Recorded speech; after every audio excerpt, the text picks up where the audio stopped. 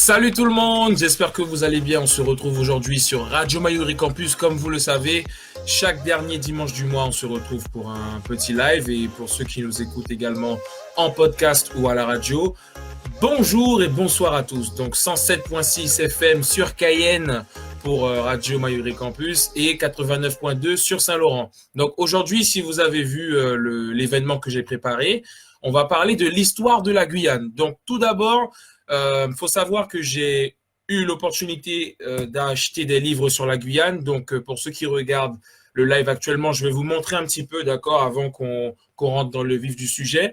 Donc, je me suis inspiré de 3 livres que j'ai lus qui ont été écrits par Bernard Montalbot et Ellie Stephenson.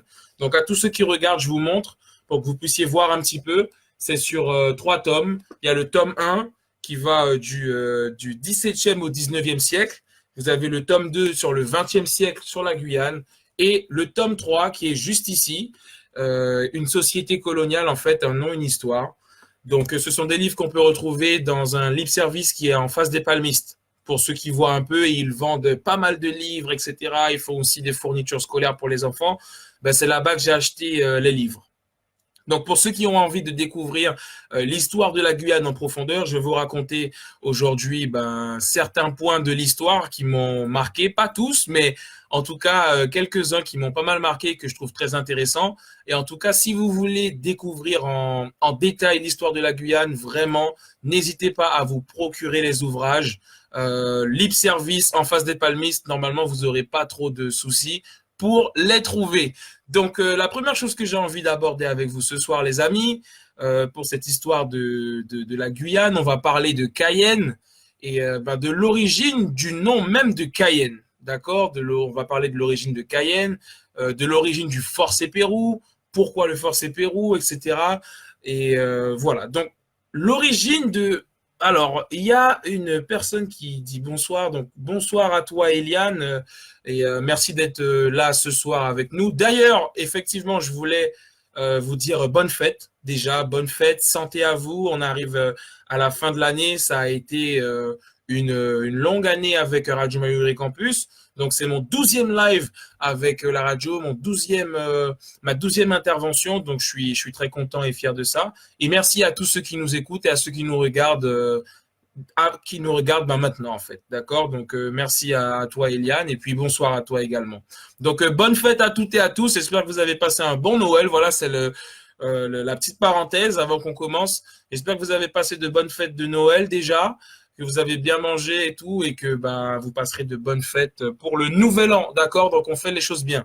Donc, on va parler de Cayenne, effectivement. On va commencer par là.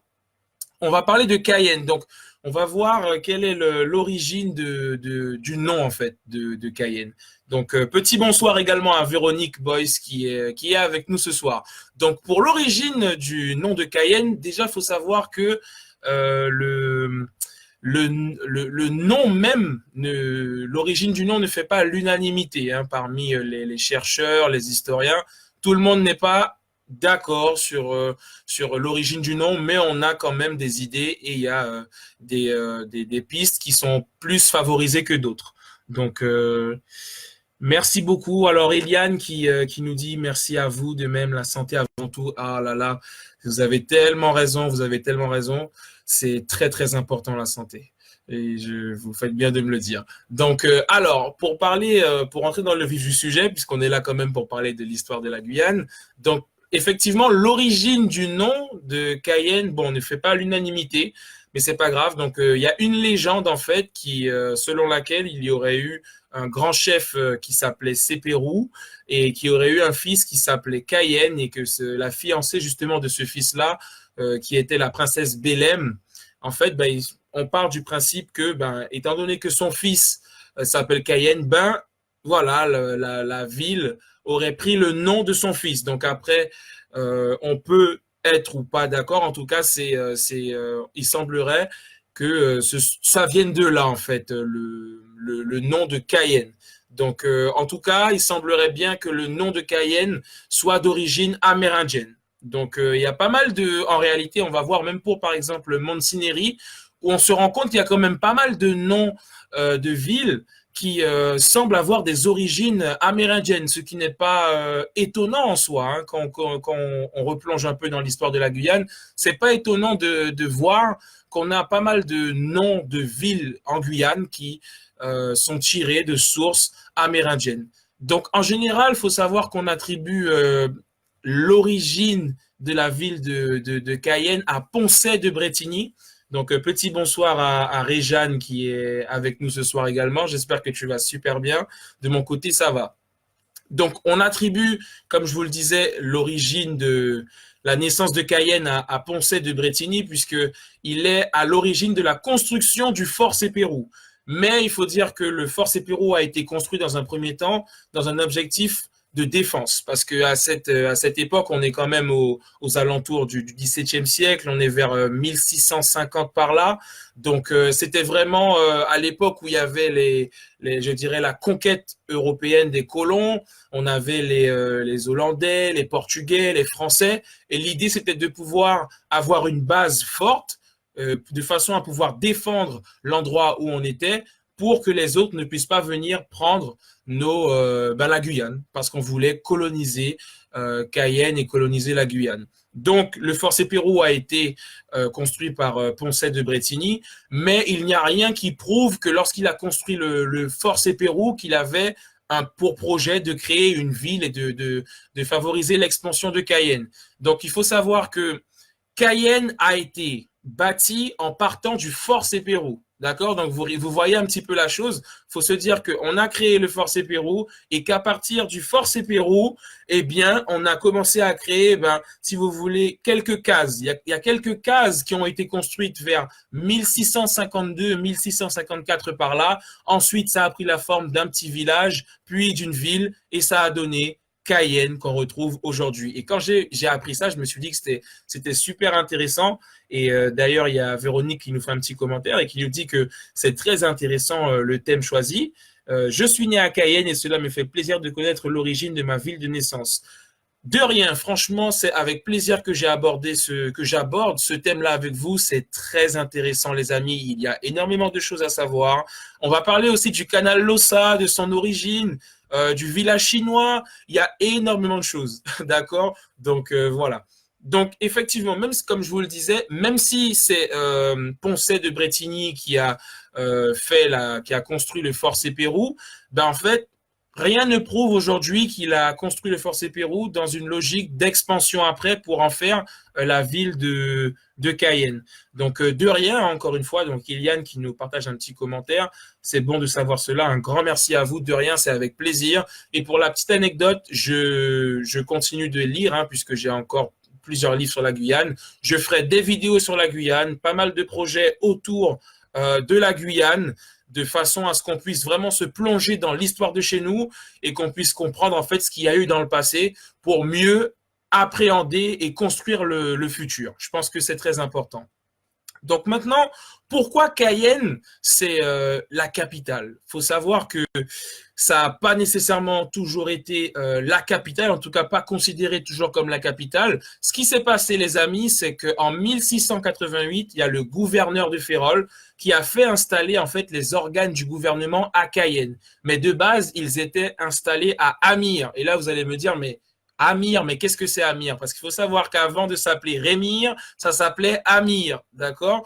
Et du coup, parce qu'on a fait déplacer les organes du gouvernement à Cayenne, eh bien, de facto, Cayenne est devenue la capitale. Mais on pourrait partir du principe que c'était Rémire parce que les organes du gouvernement étaient d'abord à Rémire. Et d'ailleurs, après, on va parler un petit peu de dans quel contexte la première banque de Guyane a été amenée.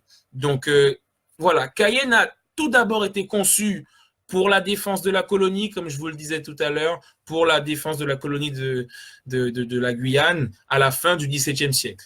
Et Cayenne était protégée donc par 60 pièces de canon et 200 hommes de garnison qui étaient au niveau du Fort Sépérou. Maintenant, je veux partager avec vous ces informations qui sont intéressantes aussi. Les incendies de Cayenne. Il faut savoir que Cayenne a été marqué par différents incendies, dont un qui a été très important. Peut-être que il y a des personnes qui en ont entendu parler. L'incendie de août 1888. Est-ce que ça vous parle? Bon, ça date effectivement, mais peut-être que vous en avez entendu parler de près ou de loin. Donc, faut savoir qu'en septembre 1669, il y a une douzaine de maisons du chef-lieu qui ont été détruites parce qu'il faut dire qu'avant, les cases, les maisons étaient construites principalement avec des matériaux en bois. Donc, forcément, c'était, bon, c'est pas qu'on construit plus en bois, mais effectivement, à l'époque, c'était quand même majoritairement en bois et donc très inflammable. Du coup, il y a eu pas mal d'incendies. En octobre 1865 aussi, il y a deux grandes constructions qui appartenaient à l'État, pour le coup, qui ont été littéralement dévorées par les flammes. En mars 1875 également, il y a eu un incendie qui a détruit la geôle des femmes à Cayenne. Alors, ça m'a intrigué. La geôle des femmes, j'ai pas encore approfondi, mais ça, ce sont des choses que j'approfondirai. Je ne sais pas si ça vous parle. N'hésitez pas à m'en dire, à partager aussi si ça vous parle ou pas. Hein, on est ensemble. Et puis, c'est vrai que la geôle des femmes, c'est pas plutôt Armire. Alors, je dis ça par rapport à l'arrivée du prince Armire chaque année au début de la saison carnavalesque. Très, très, très, très bonne réflexion, Véronique. En plus, j'ai eu un petit doute. J'espère que c'est pas parce que j'ai fait une faute de frappe, mais je crois que c'est Armire, effectivement, et pas Amir. Très bonne réflexion. Je vérifierai en tout cas. Mais c'est soit Armire, soit Amir. Mais il se pourrait bien que ce soit Armire, comme tu le viens de le préciser. Et je savais même pas ça par rapport à l'arrivée du prince d'Armire. Eh bien, tu vois, tu m'apprends quelque chose. Et du coup, merci beaucoup. Merci pour la petite précision. L'histoire, c'est très passionnant et ce sont vraiment ces petits ajustements qui permettent d'avoir une histoire la plus réelle et la plus vraie possible. Donc ensuite, il y a eu en août 1885 le premier musée de Cayenne réduit en cendres par le feu. Donc c'est pas rien. Et justement, le plus gros incendie de Cayenne, c'était l'incendie de août 1888.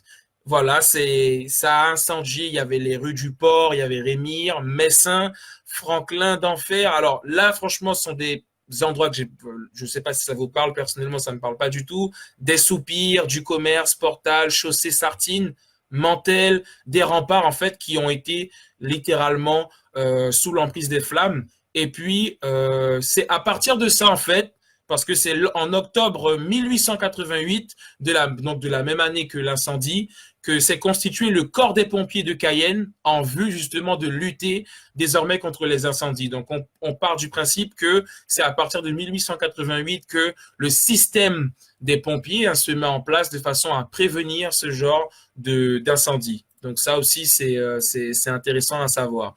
Donc maintenant, faut savoir que c'est au cours c'est au cours du 19e siècle qu'il y a eu pas mal de construction riche et de création à Cayenne. Donc, il y a eu plusieurs occupations à Cayenne et ça, on va y revenir aussi parce qu'il faut savoir qu'à quelques, je dirais, si les Hollandais avaient peut-être été plus forts à un moment ou à un autre, peut-être qu'on ne serait pas français aujourd'hui. D'accord? Parce que les Hollandais ont été chassés par les Français parce qu'ils avaient réussi à reprendre Cayenne. Et ça se passait autour du Fort Sépérou. Et je ne sais pas si je peux dire malheureusement ou pas, mais dans tous les cas, les Hollandais ont été chassés par les Français, mais ça, on y revient tout à l'heure. Donc, c'est ça. Donc, effectivement, Véronique nous confirme que c'est tout à fait ça, Armire. Et merci, le savoir se partage, on partage, et on fait en sorte que tout le monde l'ait. Donc, bonsoir à Poppy CNT qui nous rejoint dans ce petit live également. J'espère que tu vas bien et que tu as passé de bonnes fêtes de Noël et que ça va être pareil pour le jour de l'an. Donc, effectivement, il y a eu une occupation portugaise à Cayenne, donc de 1809 à 1817. D'accord? Là, c'est un monsieur qui s'appelle Maciel d'Acosta qui a fait agrandir Cayenne vers l'est et qui a fait rénover et agrandir l'église qui s'appelait alors Saint-Nicolas. D'accord? Donc, j'imagine que vous pensez comme moi à l'église Saint-Sauveur. Eh bien, avant de s'appeler Saint-Sauveur, elle s'est appelée Saint-Nicolas. Donc, en 1821, là, c'est quelques dates clés parce que en 1821, il y a eu la construction de la route menant de Cayenne à Baduel. D'accord? Il faut le savoir. Il y a eu la construction du premier poste de commissaire de police également. En 1829, ben, on pose la première pierre de la nouvelle église de Cayenne. D'accord? Et elle sera achevée 10 ans plus tard. Donc, ça a quand même pris pas mal de temps. En 1833, elle est achevée et elle prendra le nom de Saint-Sauveur. Donc, en fait, là, c'est une autre église qu'ils ont mise en place et qu'ils ont bâtie. D'accord? Donc, il y avait l'église euh, Saint-Nicolas et il y a eu l'église Saint-Sauveur après. Donc, en 1829, il y a eu la mise en place à Cayenne d'un tribunal de première instance. Donc là, disons que toutes ces institutions-là, elles ont été implantées pour. C'était vraiment les débuts. Hein. C'était la première fois on commençait à faire les premières constructions. Et puis en 1837, il y a eu l'inauguration du nouveau palais de justice également.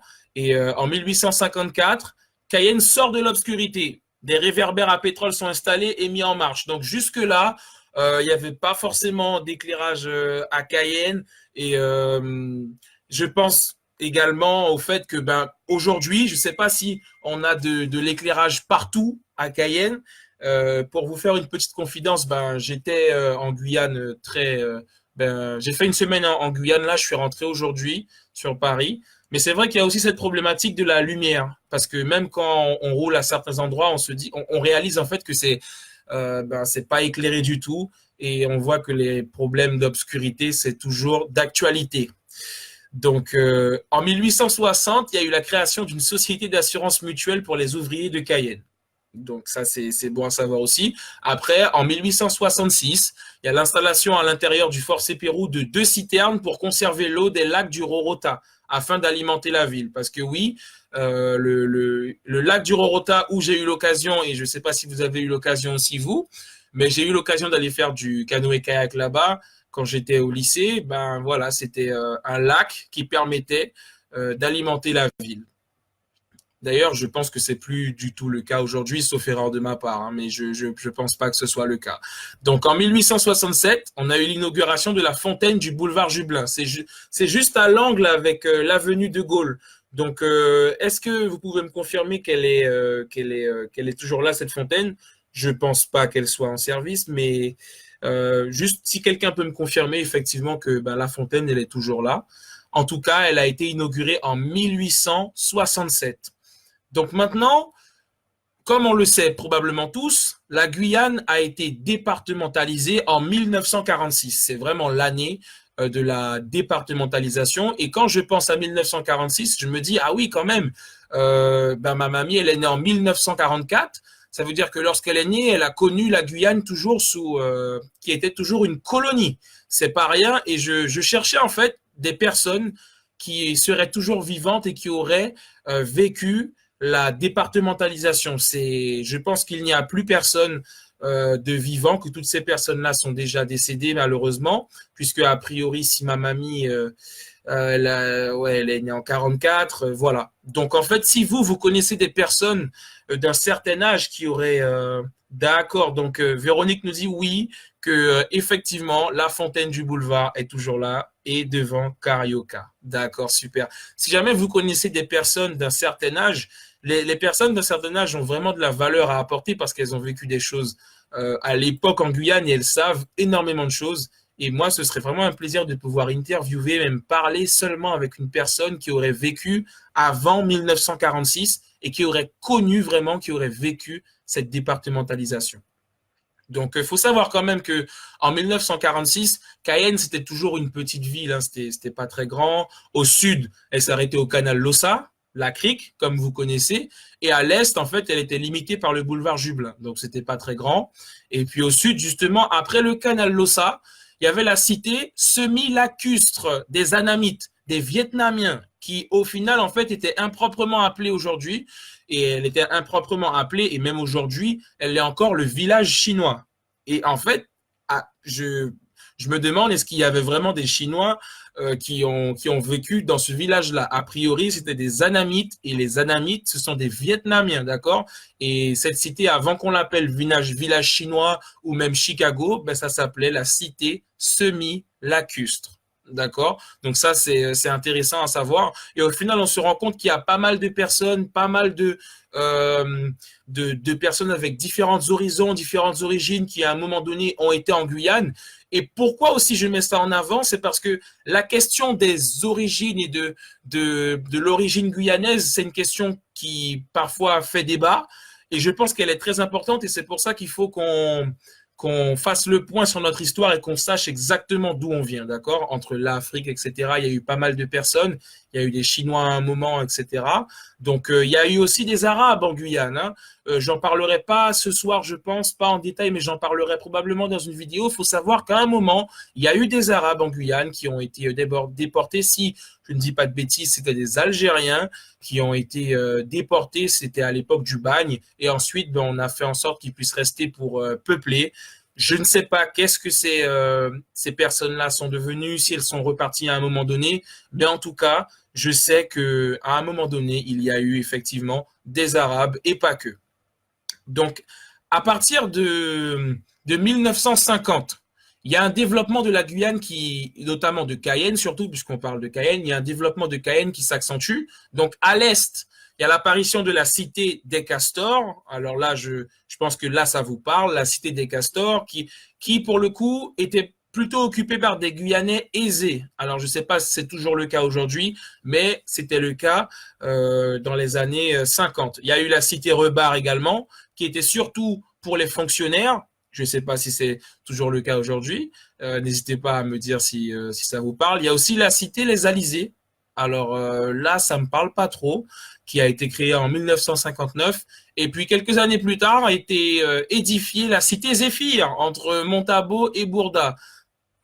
Donc voilà, alors des Syriens et des Libanais. Ben oui, également, c'est vrai, Véronique qui nous dit qu'il y a également des Syriens et des Libanais. Alors les Syriens, je ne sais pas depuis quand.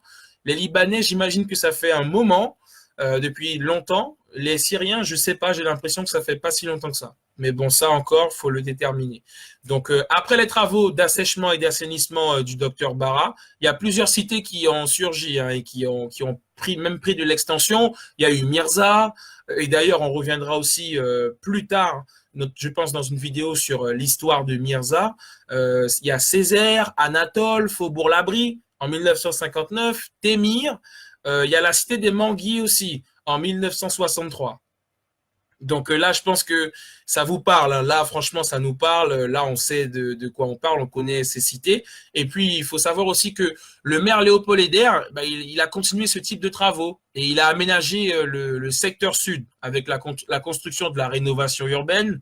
Vous voyez, hein, c'est vers en ville, là, près du rond-point, si je dis pas de bêtises. Là, je visualise le truc, mais il y a aussi eu la récupération par la municipalité des cités Bonhomme et Brutus.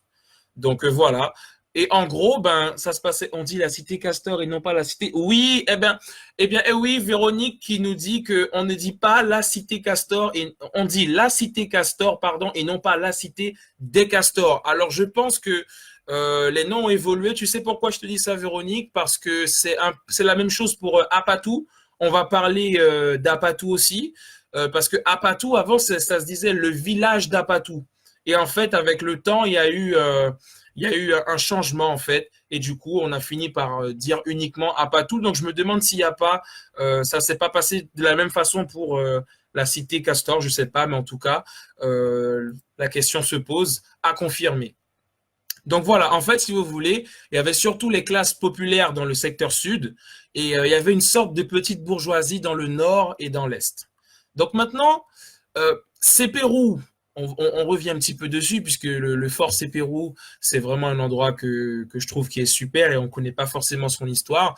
Ben, en fait, oui, le fort Pérou, c'était la colline de toutes les convoitises parce que, comme je vous ai dit, on voulait absolument avoir le fort pour pouvoir avoir une longueur d'avance sur les autres qui arrivaient par la mer. Donc, la colline du fort Pérou, ben, ça a d'abord été habité par les Amérindiens, ça faut le savoir, et puis les puissances coloniales qui sont arrivées, les puissances coloniales européennes, elles se sont battues pour obtenir cette position élevée puisque c'était une position stratégique pour voir les autres ennemis arriver. Donc, comme on l'a vu, ben, c'est Poncet qui est à l'origine du fort Sepérou. Il arrive vers novembre 1643, d'accord, et il était accompagné de 300 hommes. Donc là, ils ont débarqué à Armire, effectivement, et je confirme que Véronique a raison, c'est bien Armire qui est devenu Rémire, et on rentrera dans les détails aussi une prochaine fois sur l'histoire de Rémire. Donc, et en fait, les gens venaient avant par Rémire, d'accord? On n'arrivait pas directement par Cayenne, on arrivait par Rémire. Ensuite, on rejoignait Cayenne. Le problème qui s'est passé avec les Européens qui sont arrivés, les colons, c'est que, en fait, Poncet, il était cruel, d'accord? Et sa cruauté n'a pas été appréciée des autochtones. Et du coup, eh ben, en fait, ils ont décidé d'attaquer le fort, tout simplement. Et du coup, Poncet, qui est celui qui a initié la création du fort Sepérou, eh ben, il a été tué d'une flèche, d'accord, par un Amérindien du nom de Pagaret. Et ça s'est passé en 1645.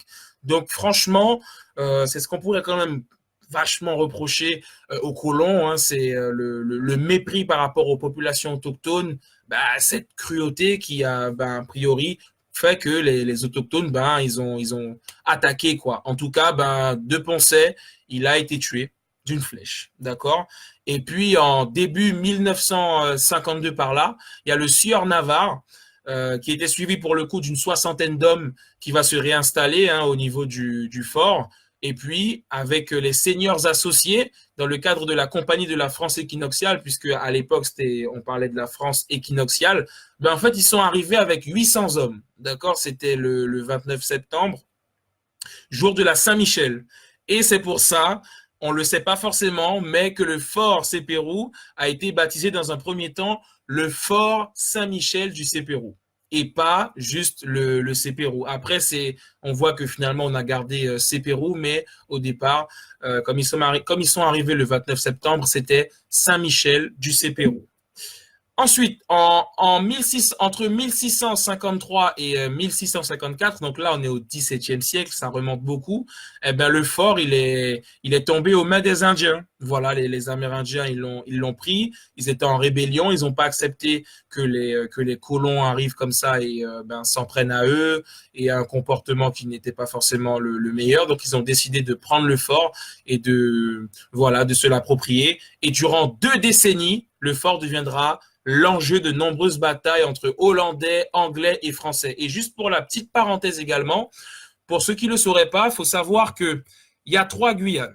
De ce que j'ai vu, il y a 3 Guyanes. On a la Guyane hollandaise, enfin du coup, on avait, puisque aujourd'hui la Guyane hollandaise est devenue le Suriname, la Guyane anglaise est devenue le Guyana, et c'est pour ça que pendant longtemps, je faisais la confusion entre French Guyana, Guyana, quand on veut commander sur Internet, on ne sait pas trop quoi prendre entre Guyana, Guyana, on se dit mais c'est quoi pour la Guyane? Parce qu'effectivement, il y avait 3 Guyanes, Guyane hollandaise, Guyane anglaise et Guyane française. La Guyane hollandaise est devenue le Suriname, la Guyane anglaise est devenue le Guyana, avec pour capitale Georgetown, et la Guyane française est devenue, non, en fait, elle est restée la Guyane française. Donc, je vous avoue que ça me fait toujours un peu bizarre parce que je me dis, bon, on a le Suriname qui a pris son indépendance, le Guyana qui a pris son indépendance, et nous, on est resté là, quoi. On a gardé un peu ce statut de département, etc.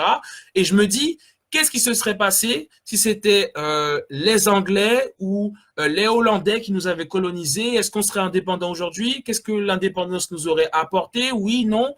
Enfin bon, voilà, moi je me pose des questions et je me dis qu'il faut quand même y réfléchir. Donc voilà, et puis comme je vous disais, Poncet, il était cruel, donc forcément il s'est fait tuer. Et du coup, en 1676, l'amiral Bink, qui pour le coup lui était hollandais, il semblait s'être imposé définitivement.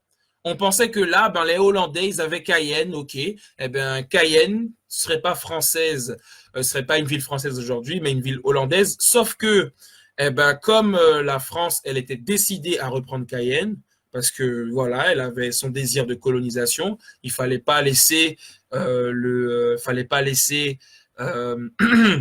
le Cayenne aux Hollandais. Eh bien, vous savez quoi? Eh bien, ils sont revenus. Alors déjà, les Hollandais, ils ont consolidé le Force Pérou avec 28 pièces d'artillerie et une garnison permanente de 300 hommes pour être sûr qu'au cas où, si les Français revenaient, ils seraient déjà prêts. Donc, il y a Eliane qui nous dit, tout à fait, la Guyane hollandaise et maintenant Suriname. Oui, bah, en fait, c'est ça. Et moi, je me dis, mais ouais, ils ont pris leur indépendance. Après, je sais que on a du mal à prononcer le mot indépendance. C'est un peu un mot défendu, sauf que bon, moi, j'ai aucun souci à prononcer ce mot et à en parler. Mais c'est vrai que ça fait bizarre hein, parce que c'est comme si en fait il y avait eu une évolution. Maintenant, après, on peut se demander est-ce que finalement, parce que j'en ai parlé rapidement sur Twitter tout à l'heure, est-ce que l'indépendance du Guyana et du Suriname a été bénéfique pour eux, oui ou non? Et voilà, c'est un débat aussi qui peut être intéressant. Et qu'est-ce que ça aurait peut-être donné si ça avait été la Guyane? Qu'est-ce que ça avait donné si c'était les Hollandais ou les Anglais qui nous avaient colonisés? Déjà, on aurait parlé anglais, ça aurait été cool. J'aurais pas eu besoin d'apprendre l'anglais à l'école. Donc ça aurait été génial, au moins pour les Anglais. Et puis sinon, on aurait parlé hollandais, quoi. Ça aurait été cool aussi, non? Donc voilà, je me dis, ouais, les Hollandais, vous avez déconné, les Anglais, vous auriez pu... voilà, quoi. Donc, du coup, ce qui s'est passé, c'est que bah, la France, elle tenait absolument à... D'ailleurs, oui, puisque avant qu'on parle du retour en force de la France et que comment la France a repris Cayenne, il y a Véronique qui nous dit il n'y a pas de castor en Guyane. Ok, l'animal. Par contre, ce nom de famille existe. Oui, ça me parle effectivement. Une famille très connue, notamment lorsque l'on pense à Élie Castor. Effectivement, Élie Castor, sénateur maire décédé, mais qui a laissé une empreinte indélébile dans la vie des Guyanais de par son travail acharné pour son pays, qu'il aimait tant. Il a d'ailleurs été surnommé le taureau de Sinamari, un grand homme, un grand homme. Alors, juste pour la toute petite parenthèse, d'ailleurs, je pense que je parlerai un jour d'Élie Castor, puisque c'est quelqu'un qui m'inspire énormément. Élie Castor est décédé le 16 juin 1996 et je suis né le 16 juin 1996. Donc, autant vous dire que pour moi, c'est pas rien du tout. Et dans la démarche dans laquelle je m'inscris, ça représente énormément. Mais je parlerai d'Élie Castor un peu plus tard également. Mais merci pour la petite information, Véronique. Ce qui s'est passé avec la France, ben, comme elle tenait, comme je vous le disais, absolument à se faire une place en Amérique du Sud, parce qu'il faut savoir qu'il y avait aussi le mythe de l'or, le mythe de l'Eldorado, c'est ce qui a aussi pas mal motivé hein, les colons à venir en Guyane. Eh bien, en fait, il y a Colbert qui a envoyé sur le champ une escadre en fait sous le commandement du vice-amiral comte d'Estrées, et c'est d'Estrées en fait qui va reprendre Cayenne. D'accord. Donc la bataille pour la reprise du Fort Pérou, donc pour la reconquête de la Guyane, fut extrêmement violente et dure. Et du coup, ben, en décembre 1676, d'Estrées jette les Hollandais à la mer et s'empare du fort. Et à ce moment-là, la France reprend possession du fort et, de facto, de Cayenne. Et ensuite, ben, l'histoire, elle s'est écrite, quoi. Donc, salut DJ Did. Bonsoir DJ à toi. Merci d'être là, de passer, d'être avec nous. Et ben, salut de Toulouse, hein, franchement. Moi, je suis sur Paris. Donc, salut. C'est vraiment cool de t'avoir. J'espère que tu as passé un bon Noël et que les fêtes du 31 s'annoncent plutôt bien. Donc, maintenant, je vais vous parler, les amis, de Bonny. Parce que souvent, voilà, on parle des Bonny, mais en fait, il y a vraiment une histoire derrière Bonny. Est-ce que vous connaissez l'histoire de Bonny, l'histoire du peuple Bonny, d'où il vient, quelles sont leurs relations avec les... Alors, je vais essayer de bien le prononcer, les Njuka. Alors, j'espère que je le prononce bien, s'il vous plaît. Dites-moi si je le prononce pas bien. Mais les Njuka, voilà, je pense que c'est ça. Donc, on va parler de Bonny, les amis. Déjà, Bonny, c'est un mystère. Bonny, c'est que d'histoire. Heureux d'en apprendre autant. Salut Poppy. Ben, en fait, tu vois qu'il y a du monde quand même là. Vraiment. Salut tout le monde. Alors, Poppy, oui, je crois que je t'ai déjà dit bonsoir. C'est tellement intéressant, Poppy, mais vraiment, il y a tellement de choses. Il y a aussi, je vais vous parler avant de vous quitter tout à l'heure de pourquoi on dit l'île de Cayenne. Pourquoi on dit l'île de Cayenne? Est-ce que, eh ben, en fait, quand parfois on dit oui, la Guyane c'est une île, machin, mais il faut savoir qu'avant, Cayenne c'était une île, les amis. D'accord? Cayenne c'était une île. Je ne sais pas si c'est toujours le cas, mais en tout cas c'était une île. Cayenne, hein, je parle vraiment de la capitale, c'était une île comme la Guadeloupe et la Martinique. Et je pense que les gens, après, ont pris une mauvaise habitude ou se sont un peu perdus et confondent la Guyane avec une île, etc. Mais en tout cas, Cayenne était bel et bien une île. D'accord, je vais vous expliquer rapidement pourquoi tout à l'heure. Donc, Boni, c'est un vrai mystère en fait. Boni, on se dit oui, le peuple Boni, mais d'où ils viennent, etc.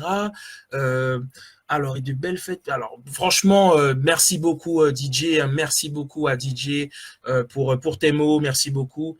Vraiment, Eliane, c'est extrêmement intéressant de connaître l'histoire de notre pays et vous allez voir que on n'aura pas la même approche après.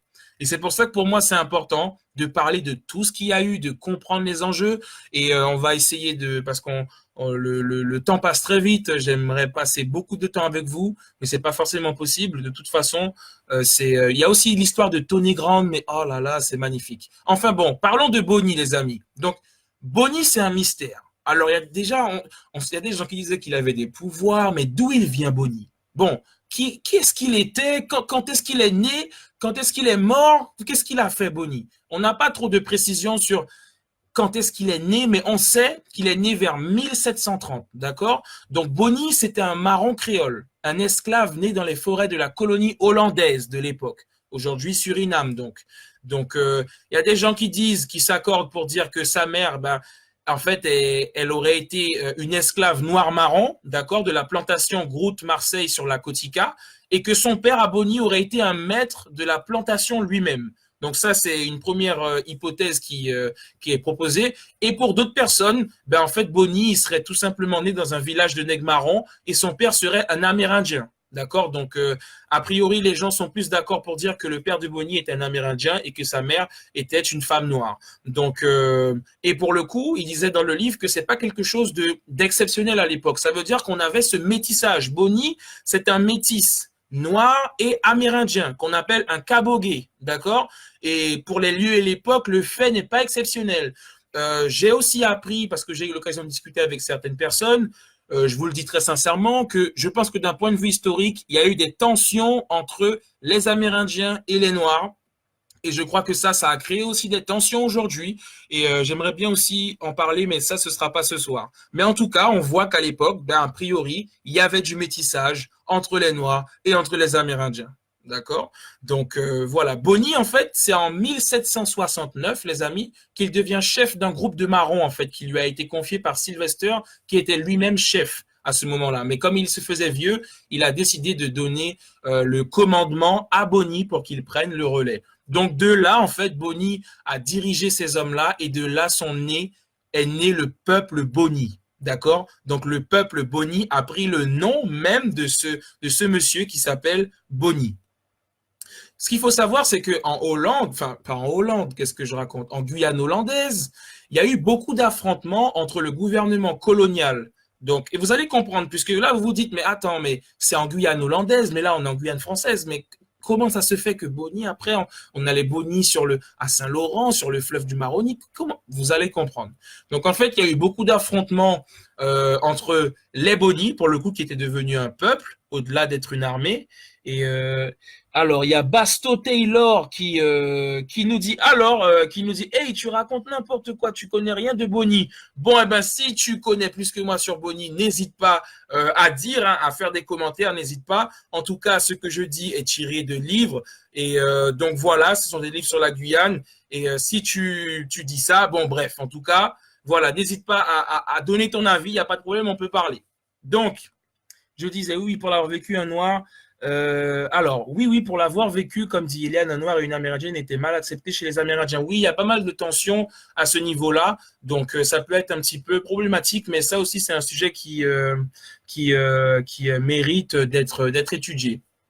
Donc, comme je vous le disais, donc Boni il a été à la tête de cette voilà de l'armée qui sont devenus les Boni, et du coup ils ont affronté pendant longtemps, à peu près quasiment 30 ans, le gouvernement colonial hollandais. Donc c'est pour dire à quel point finalement les esclaves ils ont réussi à tenir tête finalement, et on nous montre pas forcément ça, c'est super. Alors Basto qui nous dit oui, je suis un Boni à Loukou, c'est génial, ça tombe super bien que tu sois là ce soir. N'hésite pas, hein, parce que en fait, n'hésite pas à donner ton avis, etc. N'hésite pas. Voilà, on est là pour discuter. Et du coup, en fait, c'est ce qu'on nous montre pas forcément. On nous montre souvent que, ah oui, il y a eu la colonisation, etc. Ils sont arrivés, ils ont mis les gens en colonisation. Mais en fait, il y a des gens comme Boni qui ont vraiment tenu tête, mais vraiment sur plusieurs années et qui ont tenu tête au gouvernement de l'époque et aux colons de l'époque. Et ça, on ne nous le dit pas forcément. Et c'est ce que je trouve un peu dommage. Donc, pendant à peu près 30 ans, eh bien, il y a Boni et son armée qui a tenu tête aux Hollandais. Mais du coup, il y a eu aussi des succès, des revers, des victoires, des défaites. Et à cause de dissensions internes, d'accord, et de trahison, c'est un peu ça le problème. Ben, en fait, il y a eu des alliances aussi avec des groupes de marrons qui étaient anciennement libérés et les troupes coloniales hollandaises. Donc, c'est en fait, pour le coup, le seul moyen réellement qu'ils ont eu pour je dirais, pour avoir Boni et pour battre Boni, c'était avec et ça a été souvent le cas, en fait, de dire que à un groupe, si vous attrapez Boni, si vous nous aidez à l'attraper, vous serez libre. Et malheureusement, ça a été un peu ça, c'est à base de trahison, etc. Et c'est uniquement comme ça qu'ils ont réussi je dirais, vaincre Boni. Sinon, ils n'auraient tout simplement pas pu, a priori. Franchement, donc voilà. Et puis les hostilités, elles ont cessé réellement entre les colons de la Guyane hollandaise et les Bonis vers 1802, puisqu'après les Bonis se sont installés sur la rive française du Maroni. D'accord. Et c'est à ce moment-là, c'est pour ça en fait qu'on retrouve des Bonis tout simplement sur le Maroni. Voilà, mais de base, c'était des esclaves qui sont venus de la Guyane hollandaise et qui sont venus en Guyane. Voilà. Donc voilà.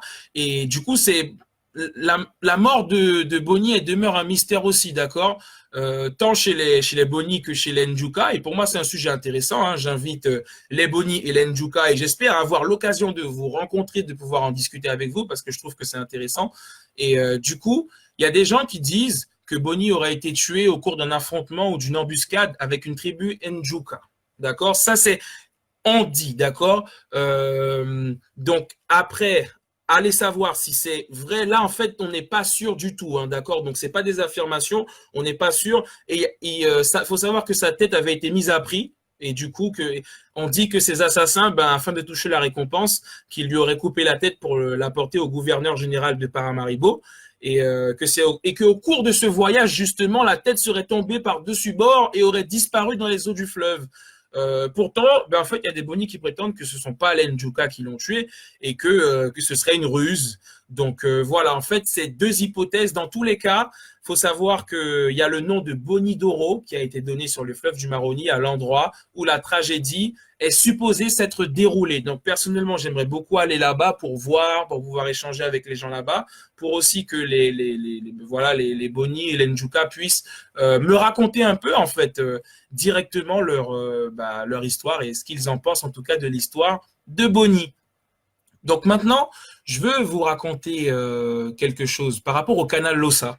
Donc, il faut savoir que le canal Lossa, alors est-ce que vous connaissez le Guisambourg? Guisambourg, c'est un village qui n'est plus habité aujourd'hui, d'accord? C'est un village qui n'est plus habité aujourd'hui, mais qui l'a été auparavant et qui a été nommé comme ça parce qu'il y a un homme en Guyane qui a fait beaucoup pour la Guyane et qui s'appelait Guisan.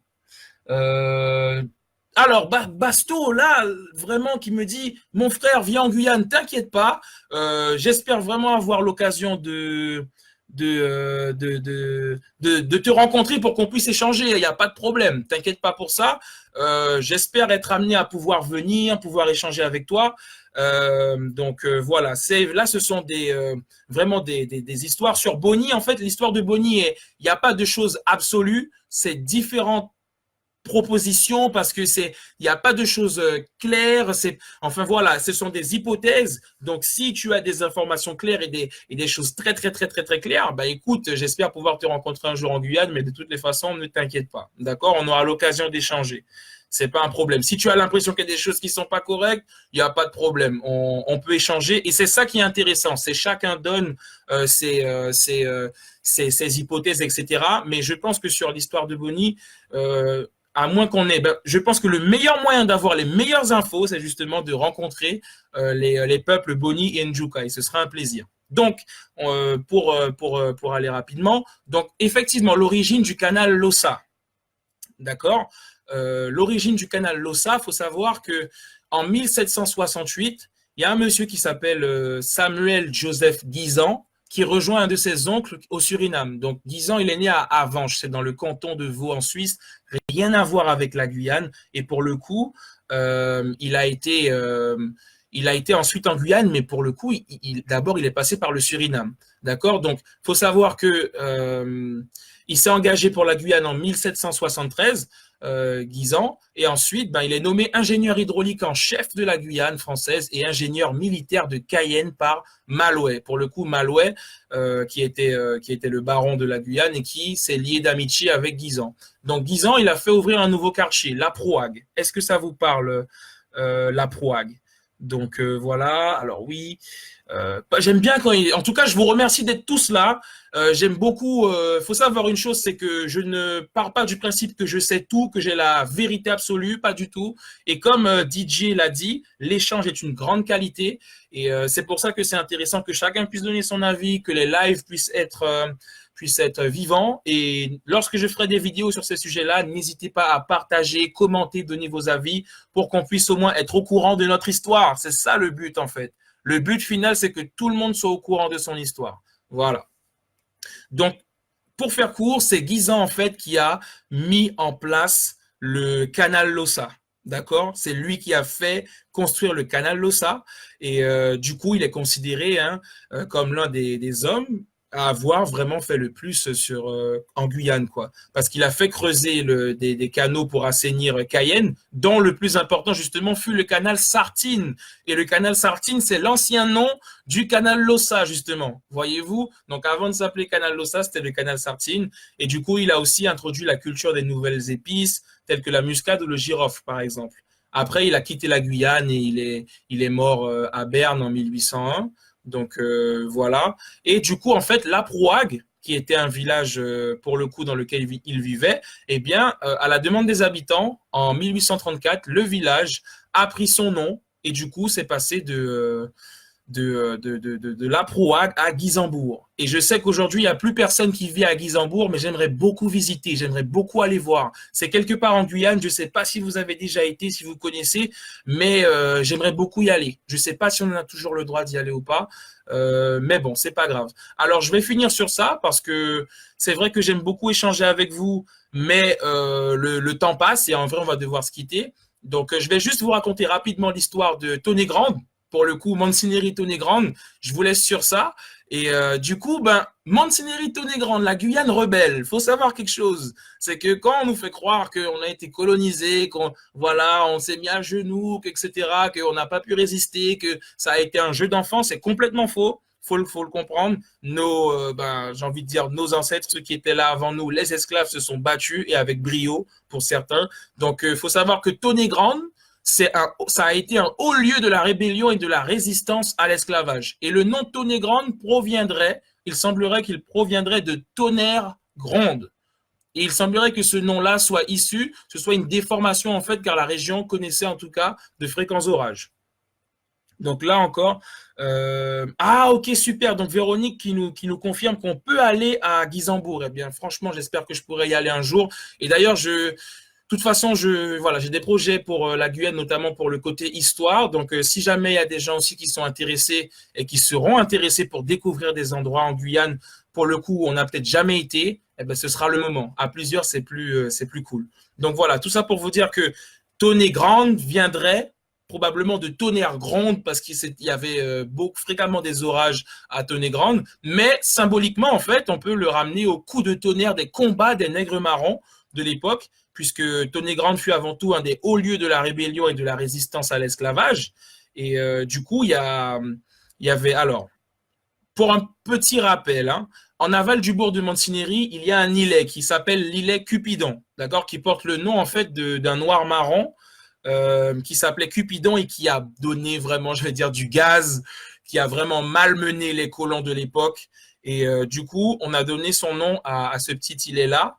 Et en fait, lui, vraiment, ils ont eu énormément de mal à l'avoir. Ils ont vraiment eu énormément de mal à le battre. Et c'était vraiment, si vous voulez, ce qu'il a fait, en fait, c'est que pendant de longues années, Ça s'est passé vers la fin du XVIIIe siècle par là. Il échappait sans cesse à ses poursuivants. Il venait même en plein jour. Il venait en plein jour, selon les dires. Là, voilà. On parle de choses de passé. Selon les dires, il venait même en plein jour pour attaquer les plantations et défier les propriétaires. Et parfois, il s'en prenait aussi aux esclaves de maison. Alors, on va pas revenir ce soir sur la relation esclave de maison, esclave des champs, etc. Franchement, le livre Mon nom est... Alors, Lilise Briquet qui nous dit le livre Mon nom est Copena a raconté une partie de son histoire. D'accord, ben ça c'est... Merci pour l'information, c'est un livre que je lirai également alors, j'espère. Et puis DJ qui nous dit c'est vraiment très bien d'apprendre sur les livres, sur les lives, belle initiative. Oui, j'en ai fait 12 en plus DJ, c'est mon 12e live, d'accord? Donc, mais je ferai des vidéos par la suite. Donc voilà, faut savoir que Cupidon, il a vraiment donné du gaz aux colons.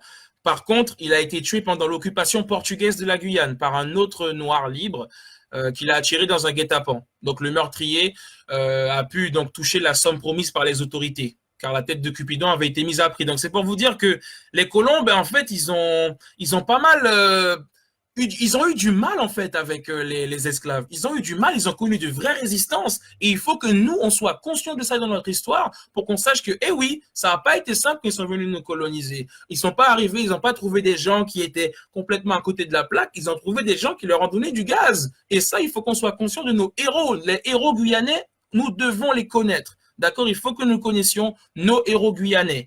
Donc, alors, quel est mon nom, Véronique? Je m'appelle Alan Nobal. Tu peux me retrouver sur les réseaux sociaux. Moi, j'évolue dans le domaine du coaching, du développement personnel. Et aussi, je suis guyanais. Je suis parti pour les études et là, je développe mes projets. Mais en fait, j'ai beaucoup aussi de projets par rapport à l'histoire de la Guyane et ça me tient vraiment à cœur et c'est pour ça que j'ai fait ce live-là. D'accord? Donc, n'hésitez pas à me retrouver sur partout Instagram, YouTube.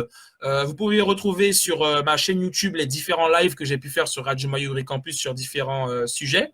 Mais en tout cas, voilà, il y a encore plein de choses qui vont arriver sur la Guyane. Donc, restez connectés, n'hésitez pas à me suivre. Il y aura plein de choses. J'ai fini ces 3 livres déjà. J'en ai 2 autres sur la Guyane que j'ai acheté en face des palmistes. Et vraiment, je veux connaître l'histoire de la Guyane sur le bout des doigts. C'est important. Donc, pour finir, les amis, je vous dirais que effectivement, Cayenne était une île. Ça peut paraître incroyable, mais si, puisqu'on peut voir déjà que lorsqu'on a le pont du Larivot et lorsqu'on va à Kourou, ben, on prend des ponts. Et en fait, il y a alors j'ai plus les 2 noms en tête de ces deux fleuves-là, mais en fait, lorsqu'on regarde les cartes de Cayenne à l'époque, je pense que c'était des cartes du XVIIe siècle, on se rend compte qu'autour de Cayenne, eh bien, on a les 2 rivières qui se rejoignent et on réalise vraiment que Cayenne était littéralement une île. Eliane, oui, ok, c'est noté. J'ai fait classe avec. Ah bon, d'accord, Véronique. Eh ben, Véronique, figure-toi que ben voilà, c'est mis au grand jour. Ben Sylviane Nobal, c'est ma mère. Sylviane Nobal, c'est ma mère. Donc voilà. Et voilà. Donc en fait, Cayenne, c'était une île, les amis. Et c'est pour ça en fait qu'on a gardé cette expression, l'île de Cayenne. Ça vient de là. Et j'ai comme projet, je ne sais pas si je pourrais le faire, mais j'aimerais remonter. C'est le Mahuri, si je dis pas de bêtises, mais je préfère pas trop en dire parce que faut que je retourne dans mes sources, etc. Mais je sais qu'il y a 2 fleuves ou 2 rivières autour de Cayenne, c'est notamment celle du pont du Larivot. En fait, les 2 se rejoignaient avant dans le territoire et ça faisait de Cayenne une île. J'aimerais voir, je ne sais pas si c'est possible d'y aller en pirogue ou quoi, mais j'aimerais voir si aujourd'hui toujours, Cayenne est toujours une île reliée par les 2 fleuves. Ce serait magnifique de pouvoir le prouver et de pouvoir montrer, mais je pense qu'avec la forêt, etc., avec le temps et les années, Cayenne n'est plus une île. Donc on pourrait se dire, est-ce que c'est pertinent de dire l'île de Cayenne toujours? En tout cas, vous savez maintenant pourquoi on dit l'île de Cayenne et Cayenne, en tout cas, à un moment donné de l'histoire, a vraiment été une île. Voilà, donc c'est pour ça que les gens dites pas, la Guyane n'est pas une île, ça c'est clair, mais Cayenne, ça l'a été. D'accord? Et j'aimerais vous le prouver. En tout cas, si ça l'est plus, c'est pas grave, mais en tout cas, ça l'a été à l'époque. Donc, je vous remercie d'avoir été là lors de ce live. Vous pourrez retrouver ce live sous forme de podcast sur la page de Radio Mayuri Campus, sur le site web, sur leur chaîne YouTube, sur la mienne également. Donc, n'hésitez pas à me suivre. Cette nouvelle année s'annonce riche. Il y aura pas mal de projets qui vont arriver, que ce soit pour les jeunes de la diaspora antillo-guyanaise, que ce soit au niveau de l'histoire de la Guyane. Je vous réserve pas mal de choses et j'aimerais qu'on puisse apprendre ensemble parce que, encore une fois, je ne sais pas tout. Plus j'en apprends et plus je sais que je ne sais pas. Donc, il faut toujours apprendre. Et je pense qu'aujourd'hui, c'est déterminant pour nous d'apprendre notre histoire de façon à ce qu'on soit beaucoup plus, je dirais, tolérant par rapport aux autres et qu'on sache réellement d'où on vient. C'est très important. D'accord, Basto? Donc, t'inquiète pas, on aura l'occasion de discuter. J'ai envie d'en apprendre beaucoup plus sur l'histoire des Noirs marrants, parce qu'il y a aussi faut dire la vérité. Moi, je suis quelqu'un, je dis la vérité, les amis, parce qu'aujourd'hui, je veux avancer. Et je sais aussi qu'il y a des tensions, que ce soit entre les créoles ou bien les Noirs du fleuve. Il y a des tensions inutiles en Guyane. On fait croire que certains ne sont pas guyanais, etc. Il y a beaucoup de bêtises parce qu'on ne connaît pas notre histoire. Et aujourd'hui, il y a des gens qui veulent nous faire croire que oui, un tel n'est pas guyanais, un tel est guyanais. Il y a beaucoup de bêtises. On va remettre tout ça au goût du jour. On va retourner dans notre histoire et on va faire le point pour voir clairement ce qui est vrai, ce qui est faux. Mais ne soyons plus ignorants et allons chercher notre histoire. Regardez, en face des palmistes, d'accord les amis, allez en face des palmistes, allez vous procurer les livres, faites-vous plaisir, c'est magnifique. C'était Alan Nobaleke et Alan Motivation, un pur plaisir d'être avec vous ce soir pour parler de la Guyane. Et on se retrouve très bientôt, n'hésitez pas à me suivre, il y aura encore beaucoup de choses, c'est que le début les amis. Portez-vous bien, bonne fête de fin d'année, santé à vous, faites attention à vous. L'année, pas trop d'alcool, etc. Prenez soin de vous, la famille. Prenez soin de votre famille. Allez parler aux gens à qui vous vouliez plus parler. On ne sait jamais. On peut partir du jour au lendemain. La vie tient qu'à un fil. Faites ce que vous avez à faire. Battez-vous pour votre vie et allez chercher ce que vous voulez en 2020. D'accord, les amis? Restons connectés. Il y a beaucoup de belles choses qui vont arriver. Je ne peux pas rester plus longtemps. J'ai déjà débordé. Mais bon, en réalité, c'est mon dernier podcast, mon dernier live. Donc, c'est pas grave, j'ai un peu forcé. Je vous laisse, on se retrouve sur les réseaux sociaux. N'hésitez pas à me suivre, à m'envoyer des messages. Ce sera avec un grand plaisir que j'échangerai avec vous. Ciao, ciao la Guyane, ciao, ciao tout le monde, peu importe de là où vous êtes, de Toulouse, je sais pas. Portez-vous bien, à bientôt. Ciao, ciao.